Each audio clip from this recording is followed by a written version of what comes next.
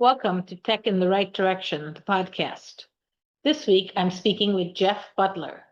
Jeff serves as the VP and GM at Cask Canada, the strongest pure-play ServiceNow partner in the Americas. With 8 years in the ServiceNow ecosystem, he has helped clients drive digital transformation and deliver real business value through strategic platform implementations. Previously, he helped build successful ServiceNow practices at KPMG Canada and Kyndryl. Hi, Jeff. Welcome to the show. Thank you very much. I'm very excited to have you on. Thank you. Thank you for having me. Sure. As a supporter of mentors that make a difference, can you share with us your career journey and how you got to where you are today? Absolutely. Well, so just to kind of go back to the start a little bit, I'm originally from Montreal. And after I attended McGill University, I moved to San Francisco and enrolled in Teachers College in San Francisco State University. And then after about 5 years in the classroom, first at an intercity middle school and then later at a private school in Pacific Heights, I sought to make the transition from the classroom to the corporate world, and in particular, to the world of technology. As you can imagine, living in the Bay Area from 96 to 2003, it was a really fascinating front row view to what's really become the modern tech universe, right? It was early days of Amazon, Google, Webvan, and countless other kind of .coms that didn't make it. And, it was just as a story on that, like it was interesting going to all these launch parties, and they had lots of money being thrown to them by venture capitalists. And yet, you'd go to the web and you'd ask sort of what the website did, and it was never really clear often what the website was supposed to be doing. But anyway, it was, as I said, it was sort of interesting. It was like being, front row seat to the gold rush. Although being a school teacher myself, wasn't really involved with that. And in fact, it was interesting, as you can imagine, going to parties, meeting people downtown, etc. I remember one time being told by a young lady that me being a middle school teacher was quote unquote cute. And as you can imagine, it wasn't really the sort of the respect or the reaction I was obviously hoping for. Eventually, I transitioned into the world of corporate training and education, and at one point in my career, believe it or not, spent the better part of a year writing training process guides for every single job in a Skittles candy factory. So to say I've had a varied career is very true. But then from there, I pivoted into working for Lenovo, IBM, then later KPMG and Kyndryl. And starting at IBM, I became involved in the ServiceNow ecosystem. And anyway, to kind of wrap it up, that's kind of where I've continued from there. And once getting into the ServiceNow ecosystem, I've been part of it for, let's see, about 7 years now. In the last year and a half, I would say, I had the opportunity to bring a well-known ServiceNow brand or implementation partner brand to Canada called Cask. And since then, I've become the general manager of Cask. We went from last or 2 Januaries ago, it was me and one other person. We're now over 25 people. And so we've been growing quickly, having a lot of success, and really kind of bringing a different perspective, hopefully, to the market. That's great. That's great. So would you share some insights on lessons from Cask Canada, Canada's first year from startup to standout? Absolutely. Yeah. Well, the first real lesson that I learned is, people are the foundation of everything we do. Sometimes it can feel in the professional services market, it can feel like a commodity business, like, lowest price wins. Your SQL admin is $5 less than mine and you get the business. I sincerely believe that we have built the best team in Canada. And that is something that really comes from the network that I've had, being in this ecosystem for a while, getting to know people, always in a little bit in the back of my mind saying, boy, I'd really like to bring that person to my team. And so it's been an absolute blast. I brought my delivery director, Madan Raja, was with me at KPMG years ago. Between the two of us, we've handpicked really, as I said, what I believe has become the best team. And what's most important and critical to this, and I think particularly when I think about your podcast, we've really had an opportunity to find the best and brightest across Canada from a variety of different backgrounds and cultures and genders and everything else. And that really, I think, has helped us to build this really strong team. It's really about making people feel welcome, making people feel at home, making them feel a part of something bigger than them. And just, put a fine point on that. There's a lot of folks in our industry who are independent contractors. They'll bounce from place to place to place. They're out there, they're receiving top dollar for their talents, and I don't begrudge them that. But they're less likely to have that supportive team to help them through the challenging parts and help them through various, whether it's personal or career challenges. And so, as I said, I feel really proud of the organization that I've built over the time. That's great. Great work. So to continue, let's talk about, I understand that you've launched a tech consultancy in Canada. Can you share with us any unexpected challenges and wins of launching this tech consultancy? Absolutely. I mean, one of the challenges, I guess, that I had is when you start something new, and I don't know, Jenny, if you've ever had that opportunity yourself, but when you start something new, you're excited, you hang a shingle, you think, all right, we're ready for business, ready to take on the market immediately. The reality is patience is one of the greatest attributes you can have in this business. I recall at one point, I think it was in the same situation. I was in the Pardon me? same situation. I said I was in the same situation, so I know what you're talking about. Absolutely. I mean, it's critical, and it's funny because it's not the advice that most people are waiting on. They're sort of waiting on something that's going to be a little bit more dramatic, right? But really, the reality is that for me, I remember at one point, I think it was September, October of our first year in 24, where I remember thinking, boy, if the conversations we're having now are great. We have a bunch of opportunities that are on the verge of closing, et cetera, et cetera. Too bad this wasn't happening back in May or June or whatever. The reality is there is and I imagine, Jenny, you feel this as well. There's a seasonality to our business. It's very different from my previous career. I started off my career in San Francisco, as I mentioned, as a school teacher. At that point, there's a fall and a winter, and you get renewal in the new year, et cetera. There is that in our business as well. There's times when things really slow down, and you get, I think, the opportunity to do a lot of planning, especially around the summertime, summer vacation, et cetera. Things can get a little bit quieter.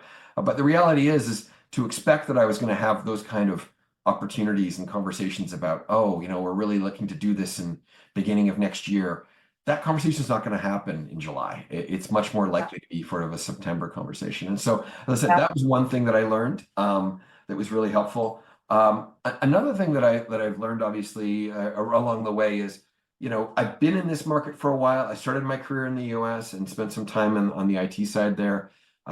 Every market's a little bit different, but sort of learning about how people buy, how they think, et cetera, has been really helpful. In the Canadian market, certainly one of my big lessons that I've learned along the way is having references, having people you can point to. They don't want you cutting your teeth, so to speak, on their project. Right. Make sure you've got a solid base, you have experience. And that's been actually one of the really cool parts of being kind of a subsidiary, an organization associated with a larger business that in the case of Cask, which spreads across the Americas, across the US, Brazil, Mexico, is we're able to draw not on just the talents of our local team here, but as an example, there was one product that a client wanted us to implement for it. Nobody on the local team had experience doing it. So we were able to find somebody actually in Portugal who was able to help lead the team. And in that regard, our team got the experience doing it, was able to shadow, but at the same time, that client, since then we've done, I don't know, 6 or 7 other projects with them, but having that experience, having that, that team that really knows what they're doing, that has been critical here. It's really something where my heart really does truly go out to those organizations that are absolutely starting from scratch, because, again, in that context, I imagine you have to really reach out to your network and have somebody who's willing to take a chance on you, because obviously, it's ironic. It's like you need those references, but where are those references supposed to come from, right? Mm-hmm. Yeah, that's exactly what happened to me. I'll explain. Yeah. We started a small business about 15 years ago, maybe 10 years ago. Mhm. And the national business, I hired salespeople all around the country. Mhm. And I thought 6 months, it'll take 6 months for them to start producing. No, it was Right. more like 18 months when Wow. it really started producing. And it's really different. You have to budget differently. There's cost, there's everything. So I Right. went through that. That was a big learning lesson for me to say, okay, you don't get to decide when it starts. I mean, it Yep. starts based on the market. Yep. Well, as you say, every once in a while you get a bluebird and somebody needs something in 2 weeks. Right, But right, a lot of right. the time, you're right. These sales cycles can be long and it takes a long time to build the trust. Also, as I'm sure you imagine as well, clients don't start off with a $500,000 project typically, right? They want to try. Right. They're going to say, okay, let's do this small engagement here, get it started. And that's really the best part, as I said, about being a team that I'm very confident in, is I know that once we get our foot in the door, whatever the size of that first deal is, I'm pretty sure that, and again, of the, let's say 12 clients we're working with today, all of them I would consider references, which again, I'm really proud of. But I mean, that's great to hear, by the way. In your situation, you were able to have the opportunity to keep them on for 18 months. I know so many companies that, They would not be able especially in to, startup mode, it's like, 3-4 months in, if there's not a whole bunch of stuff Right. going on. And like any situation, it's like a TV show that doesn't get an opportunity to find its audience or its legs. Yeah. You cut it off before it's even started, right? How long do you keep it going? That's the question, right? You Exactly. don't know what the right answer is. So very, Absolutely. very true. For sure. Very well, thank you. So let's chat about how AI and automation are reshaping ServiceNow's driven digital transformation and what that means for female tech workers. Absolutely. Great question. So, yeah, I think the answer to this question is, obviously all of us can predict, and clearly that's what I'm going to do now. The challenge with AI is where this is going to take us. It's so hard for us to know, right? I mean, Yeah. that's, I think, the So, very, very honest answer. yeah. Yep. That's very, very true. Nobody knows. Absolutely, nobody knows. But my best guess is here's what I've seen so far in terms of the way it's changed things. So in terms of the way our clients are using technology, just a quick backgrounder on ServiceNow. ServiceNow is lack of a better term, it's a digital workflow solution. It's now really moving itself into the world of being kind of an AI-driven workflow solution. But by digital workflow, it could be any number of things. It could be applying for a passport. It could be a driver's license. It could be onboarding an employee. It could be requesting, a password reset on a computer. Anything that is a workflow effectively could be could be a good candidate to use this platform. What we've seen is, as you can imagine, it really got its start on when ServiceNow was just getting going. The first solution they built on their platform was kind of IT ticketing. So like I said before, I got a broken mouse and need a password reset. What we can see, of course, over time is, and this is the interesting opportunity, is, you think about a lot of calls to the IT help desk. A lot of them could probably be managed in a short order, if not already, by an AI solution. So I need to reset my password. That can be done digitally. Don't need to involve in person.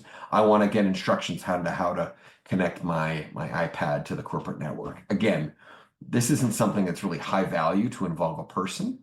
So those kind of simpler workflows are very easy and to be able to pass those over to sort of your level one, if you will, would be on the AI side.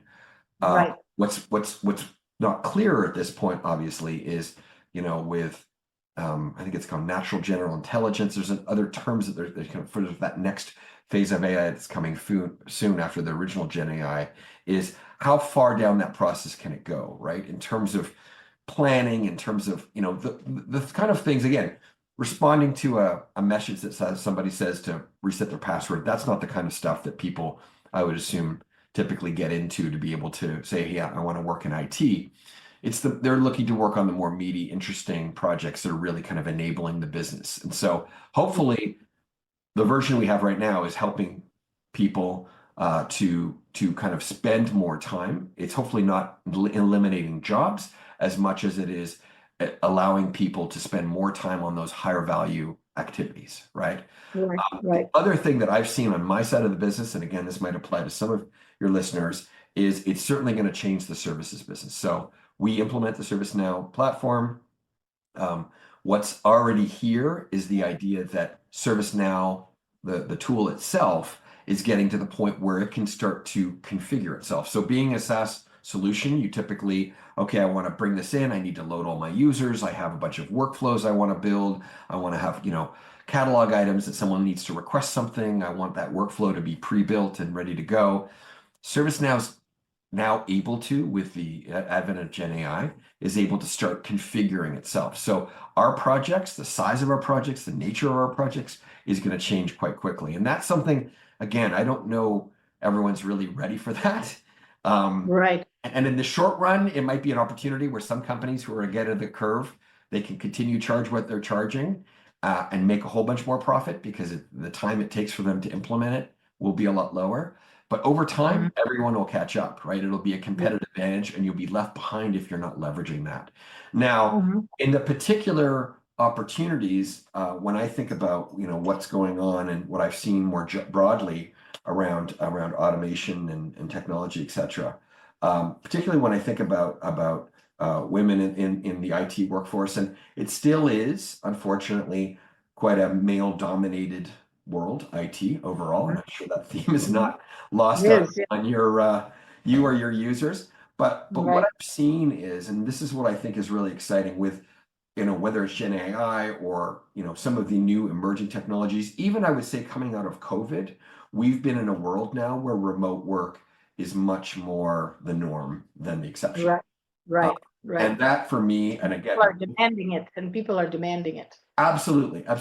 And hopefully, Jenny, this is not, super well trod path for you, but I have a number of examples of my own team.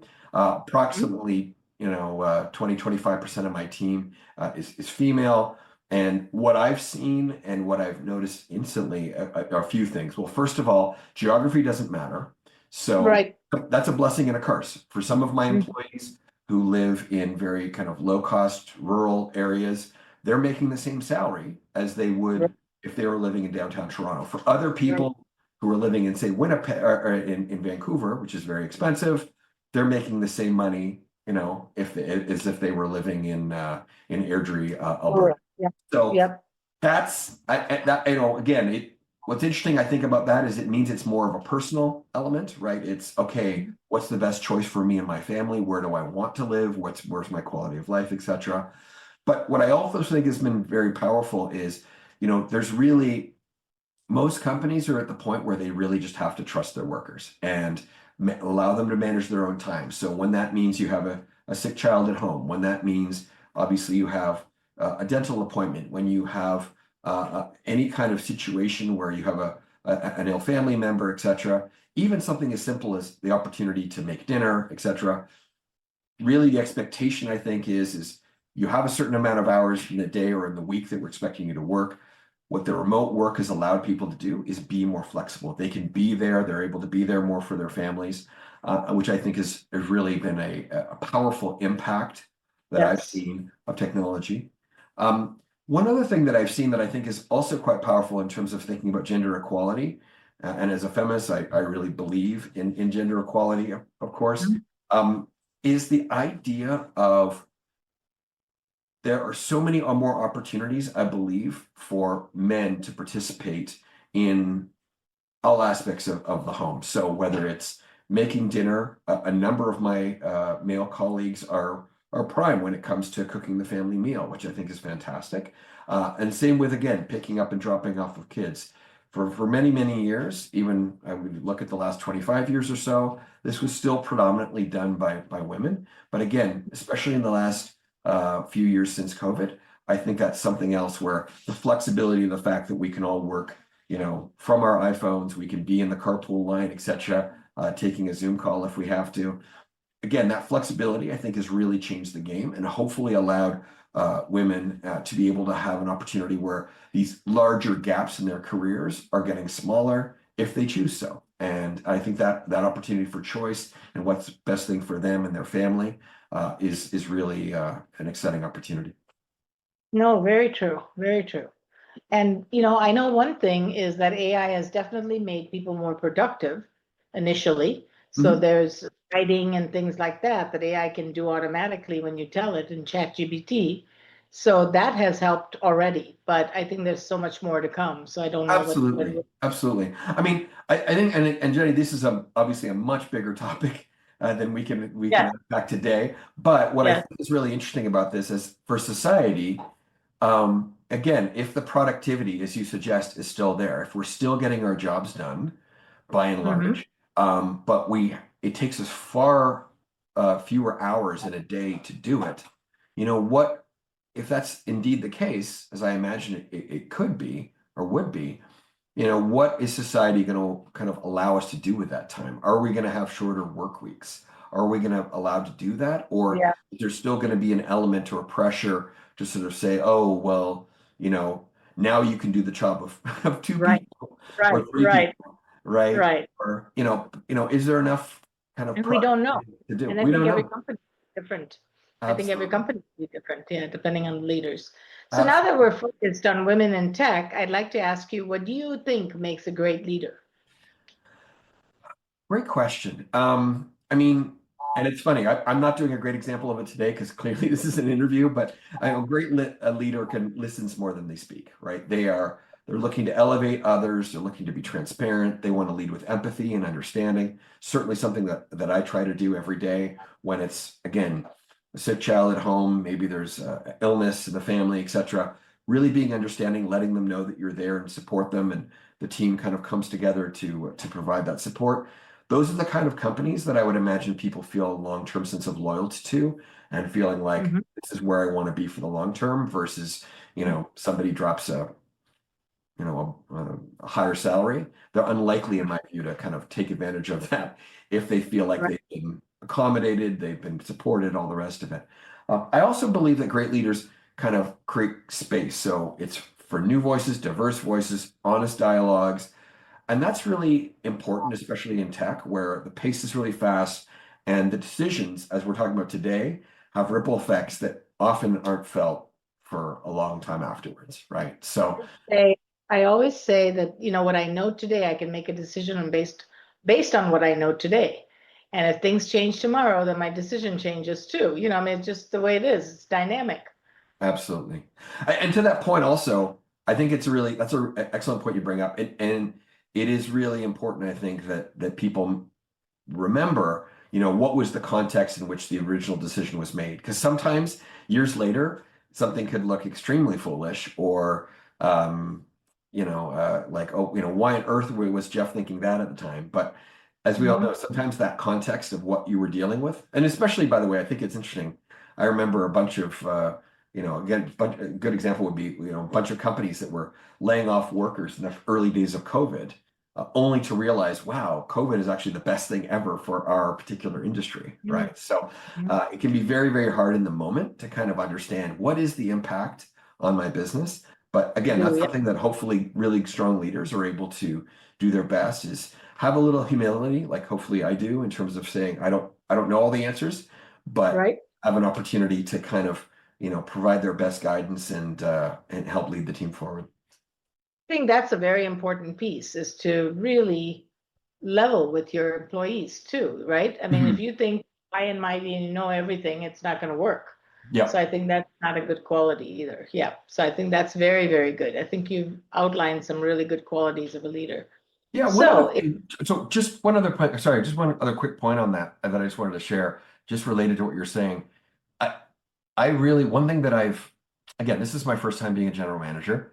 I've had Mhm. some, management opportunities along the way, but first time being a general manager, what I've really noticed as well is selecting what information, again, like if you can imagine being part of a company that's spread across the Americas, your access to all sorts of information and planning sessions, and there's some things that end up happening, some things that don't happen, understanding and trying to figure out how you kind of prepare your team in the right way for some of this change. That's Mhm. a real challenge that I'm sure, some folks do talk about, but that's something that really has hit me hard is just understanding, okay, at what level and what level of information do I need to share what's Mhm. going on or the discussions that are happening. In some situations, obviously, it's all confidential. You just have to keep it to yourself, which, as you can imagine, as I'm sure you know as well, is also Oh, a yeah. challenge. But in other situations, it's sort of, wow, okay, I know this change is coming. I want to make sure my team isn't caught off guard. Is there some level or early preview that I can share? Because it's maybe the decision hasn't been finalized, but just so that they're not exactly caught off guard. Because again, Right, back to it's like, Jeff, you knew about this 6 months ago and you didn't tell us, right? And you wouldn't right, want to be in right. that situation Comes where back you were on to, yep. exactly. Yeah, I think that's very, very important. Communication is such an important piece Hmm. for any leader to communicate as much or as little as you need to for that moment. But to decide which way to go is very tough, right?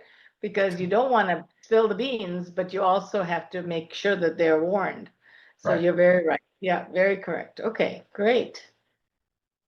Great, great, great. So please share some lessons learned from building an elite consulting team in a competitive talent market while ensuring all employees are given an equitable share in the ability to help create this exciting new venture. Oh, excellent. So what I would say, I think I touched on this a little bit earlier in terms of just, the opportunity to kind of build talent. A lot of it, as I said before, is understanding exactly, what is the vision that you have for the team? What kind of culture are you looking to build? And that's something that has been really been driving this opportunity that I've had from the start for me. I've really wanted a place, like I mentioned a little bit earlier, where everyone feels included, their voices are heard. They need to have that access to mentorship, an opportunity, for career development, regardless of gender, background, geography.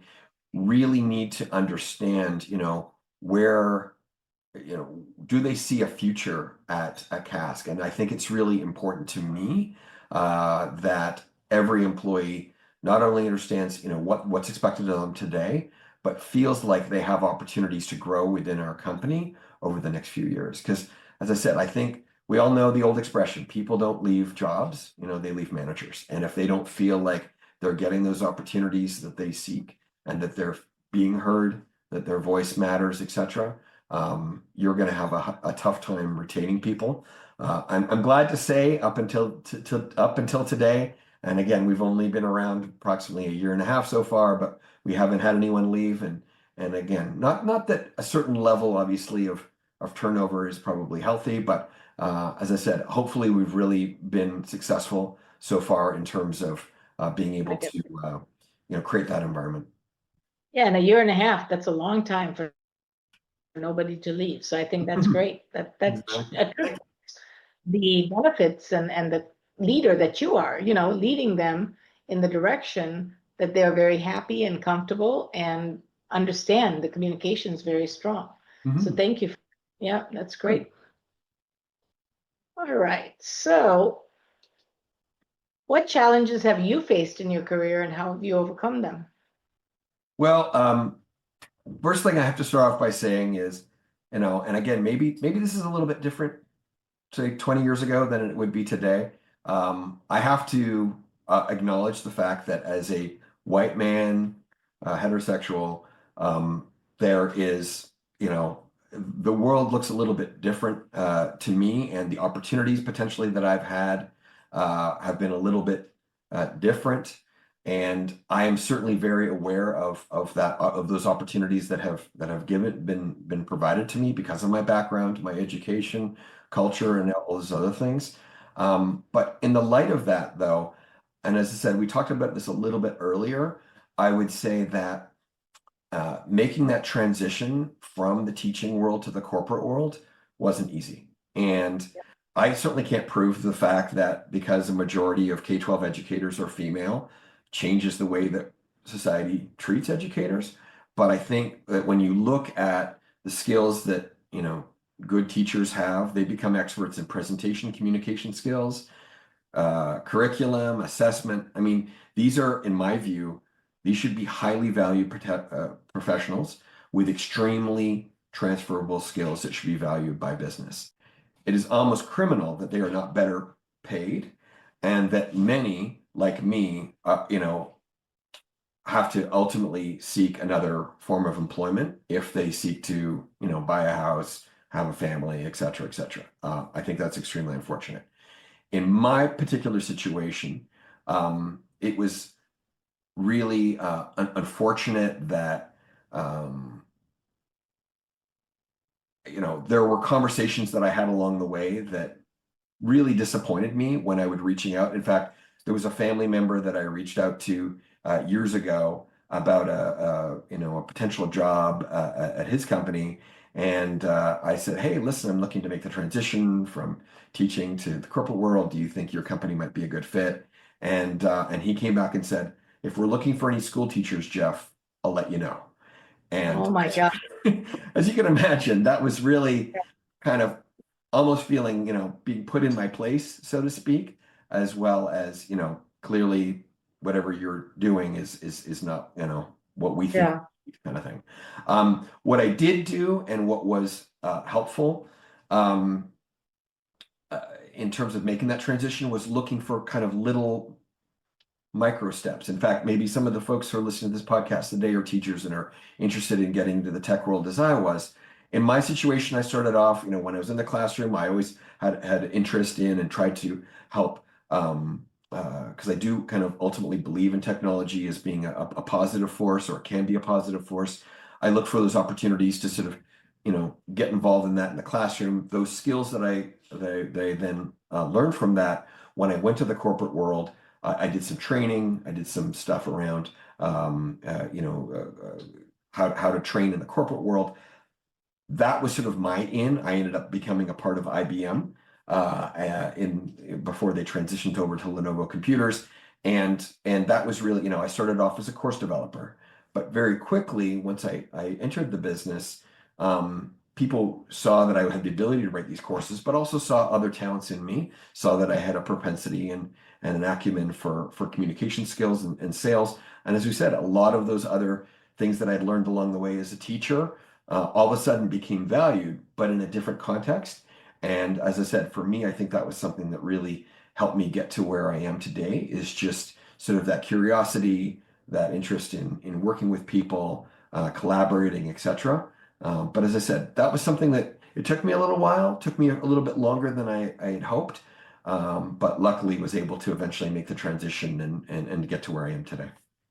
Did you feel the pace was very different though from corporate to academic? Because that's where I think the biggest challenges are, but I don't know if you felt that. Yeah, yes and no. Like I certainly felt when I was a teacher. Now again, I was a middle school teacher. Um, uh, for me, I really felt like, as you can imagine, I think you call it in the US grading, in Canada we call it marking. That takes up so much of your time, your weekends, your evenings. It's relentless. Especially as an English teacher, you're always grading essays and having to provide feedback and meet with students, which are all important parts of the job. But as you can imagine, if you have a number of classes in a day, it really, really adds up and can really reduce the time you have. I mean, in a sense, you almost feel like you're always working, right? In that Yeah. regard, I look back on the time that I had where I would have summers off. I sincerely believe, and I'm aware in some situations, I feel like certain times teachers are asked to do certain things over the summer. I really believe I needed that time off when I was a teacher. It was such an all-consuming job. Meeting with parents, meeting with kids after school, helping with essays, marking, as I said, working weekends, all that other stuff. When I moved to the corporate world, I remember being kind of initially disappointed, understanding there were 2 or 3 weeks that I had off a year, but I really don't feel in the same way that you're subjected to that pace. When you're a school teacher, 9:30 on a Tuesday morning where you're going to be. It's standing in front of Right. students. Where you're going to be at 4:30 on a Friday afternoon. It's going to be standing in front of students. That the flexibility that we have, and as we were saying, even especially in a tech-enabled world, I think the corporate world, while it's don't have as much time off, I certainly, as I said, for me, hopefully if you're pacing yourself properly, it's not the same level of intensity that I certainly felt as a school teacher. Okay, that's good because the deadlines are a lot more stronger, right? I think that's one of the areas. Yeah, I mean, And That's all true. the time. Yeah, That is true. I There think there are that's deadlines, but again, it also, of course, it matters, I'm sure, a little bit on your role, and what right. you're doing, and where you are in your career, etc. Yes, deadlines are certainly, there are a lot of them, but I mean, in many ways, there are deadlines as well. I mean, let's say you have five Yeah, classes with students, sooner or later, you're not going to necessarily spread out over the next 2 weeks. Oh, don't worry, I'll get you your, final exams, right? There's a lot of yeah, times where you've got, report cards, etc. And, in that regard, it's very similar. yeah. No, that's very true. And I think it also depends on the role, like you said, because we had somebody that came from the operational side of academia Mm, into corporate, and it was very different pace. It mm, was very different for her. So it mm, didn't last as long as I would have loved it to, but it happens. It mhm. happens, and it was different. And I think you had a lot more as a teacher. You had a lot more deadlines. You had a lot of faster pace, all of those things Right. that are different from an administrative person in that same Absolutely. That I would entirely agree with that. I think, yeah, administration it's funny. In many ways, administration is almost like being a manager. It's really more escalations. You're dealing with, oh, you know, we're really concerned about our son's performance or our daughter's performance in this particular class, and then they go see the administrator, and then they're working with the teacher and the administrator, and the teachers brought in, but the administrator is spending all day long in right. escalation of various types, right? So there's a certain Very true. intensity of that, in terms of having to manage these situations well. But as you say, I think it's safe to say, if I had to guess, by and large, administrators don't have the same requirements to, I certainly know they don't have the same requirements around marking and assessment that a school teacher would have, Well, that's kids, very true. So, Mhm. as you know, this podcast is focused around bridging the culture, pay, and employment gap for women in tech. What are you seeing in the industry today from your lens? Yeah, well, as we talked a little bit earlier, about this, I really believe that, again, the enabling aspects of technology and Zoom and, remote work, etc. Those are really, I think, some of the really key elements and that have changed the game for, women, and men, to that regard, in the tech world. It really has, leveled the playing field. It has really enabled people to take on jobs not necessarily determined by their geography. They don't necessarily have to live in a big city or move their family across the country. But I think that has really kind of been a massive, when you think of it, a relatively short period of time. It's been, I think, what, 5 years since COVID. Um, that has been a massive shift. And in the same regard, as I mentioned, a little bit earlier as well, I think the fact that the the pay scale. It's no longer a situation of, oh, this person lives in Toronto, this person lives in, I don't know, St. John, New Brunswick. They're going to Yeah, be the world paid entirely class. differently. Yeah, exactly. It's really more a question of what are the skills you bring to the table, Right. what's the experience that you have, and those are the elements And what is the company looking for? Yeah. exactly, the company's looking for. And as I said before, I think in terms of that, it's really been a game changer around, allowing people more flexibility around managing their day, and for many people and many women, allowing them to have a family and, other responsibilities, other folks, that they have to look after. The fact that they no longer necessarily have to take, um, uh, you know time off to, help a loved one get into a home, etc.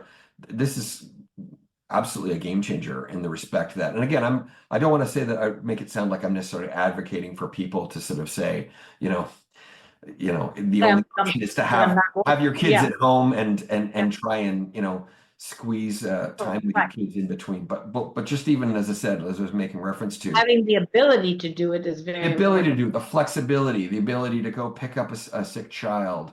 I mean, these are a lot of things that for years, especially, I believe, fell on women. Is the responsibility. Oh, our daughter's not well. Okay, so the Yep. mother has to leave her job and go and Yep. pick them up. And I think that's something where really, whether it's tech or other industries, this flexibility for lack of a better term, knowledge workers has been really, really helpful. And as we were talking about a little bit earlier, just the idea that we can leverage technology to help us get our jobs done more effectively and more efficiently, I think is really helpful as well. I mean, in most situations, I believe, as salaried workers, which most of our industry is, people are really more judged on the output that they provide. Are they getting their jobs done? The amount of hours that they spend doing that isn't necessarily, it's not like, again, we're not paying you per hour, we're paying you to be able For the to. job. Yep. Exactly. And in that regard, I think that's already progress for our society that we are able to, especially for those who are really adept and skilled at using these emerging technologies, they're really able to see some advantages and are able to really make that work-life balance work for them. No, that's great. I think that's very good insights, and it really depends on the person who's managing them, right? How flexible you in thinking about those things, because some people are not flexible and they don't, they want you to be on the computer 8 hours a day and logged in, and if you're not for even 2 minutes, they're on you. So it really depends on the person. Absolutely. It's a great point. In fact, the person shall go unnamed, but years ago I worked with someone who told me that he would every once in a while ping someone on Teams and count and calculate how long it took for that to respond. And I always felt like that was, I don't know, I felt that was somewhat disingenuous, Yeah. That's the whole idea of, that goes back to the culture of, they could be working on something else. It's not like they're not. You have no idea. And the other side of it is it goes back to that culture of FaceTime with the boss. Nobody, better arrive after the boss arrives, and nobody better leave before the boss leaves. I mean, I've always felt that was ridiculous. The idea, when I, for instance, used to live in Chapel Hill, North Carolina, and I would drive from Research Triangle Park, I remember seeing how crazy it was when you compared 4:45 to 5 o'clock. Like literally people were punching out exactly at 5 o'clock because that's what was expected of them, versus, I don't know, leaving 30 minutes early and checking their email from home, and obviously reducing the amount of 5 minutes early. Yeah. Exactly. Like, and the idea that culturally would not be acceptable, I think is disappointing. And hopefully, well-managed, well-run companies, and I'd obviously love to think that ours is included in that, are proving by their success in the market that there is a better way. There's an alternative. You don't necessarily have to do things that way. And that's part of, by the way, I sincerely believe I've seen an awful lot more women in the industry take leadership roles. This was especially apparent when I was working at Kyndryl and at KPMG, and even here at Cask, I've seen globally. That's really critical. I certainly believe that women, given their perspective and their historic positions in society, have a lot of perspective that can help make our workplaces more equitable, more humane, more understanding, to a point, of course. One still has to get their job done, but the idea is bringing in multiple perspectives. It's not just that old, especially in the world of sales, that old, Glengarry, Glen Ross, coffees for closers kind of culture that I think is, in my view, very toxic. And so I really believe that the fact, and whether it extends to women or also, and this is also true within my organization, a lot of people of color, these are also really valuable to have these multiple perspectives. And I'm certainly aware, again, as I mentioned before, when you look at sort of the hierarchy or the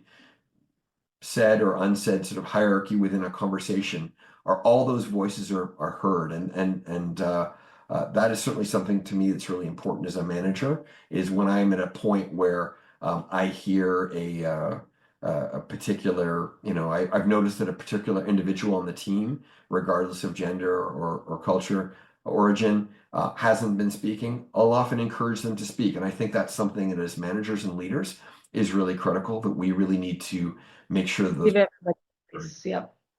Yeah. No, you are such an amazing manager, and the qualities that you describe are so important. So thank you for that. Yes. I hope our listeners learn from that to become better managers too. I think Excellent. that's very important, both female and male, doesn't matter. For sure. So, Jeff, now this is a little bit of a personal question. Mhm. So, what is your favorite place that you've traveled to and why? And it's selfish because I'm trying to figure out more places to go. So, I'm always Absolutely. taking notes. So, Well, what's your favorite? my favorite place, great question. My favorite place to visit is definitely France. Okay. I'm originally from French Canada, as I mentioned at the top of this podcast, and as a fluent French speaker, it's really been fun for me and from my family as well, because both of our kids went to French immersion here in Toronto throughout their schooling. And Mhm. what I've really been finding fun, and again, it's an opportunity, but it's fun for me, but it's also sort of a challenge for myself. Is I love visiting France, particularly rural France. There's a lot of parts there where there's less English spoken, and I just really find it's such an amazing opportunity to be able to connect with the locals, particularly when we think globally of sort of the stereotype of a French person, in various cultures is sort of maybe a little bit aloof, a little bit uh, formal, not as friendly and warm, perhaps as North Americans.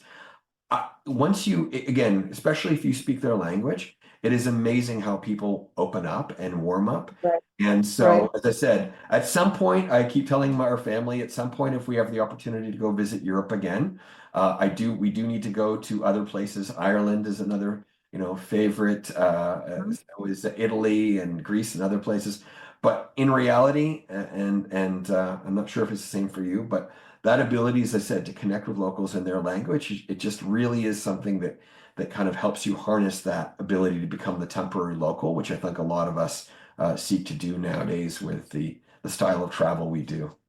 Yeah, I love that you're talking about their local language, Hmm, That's very important because now you're treated like one of them and it's absolutely. different versus when you're a tourist and you're speaking in English. It's Exactly. very different. And So you're very good. speaking Very loud, or you're whatever the stereotype of the insensitive tourist. I mean, as you right. speaking that language does. But at the same time, I mean, it's interesting. At the same time, I certainly don't think, like, if I go to Spain or Italy, I certainly don't think I should be necessarily shy or not willing to go because I don't speak the language.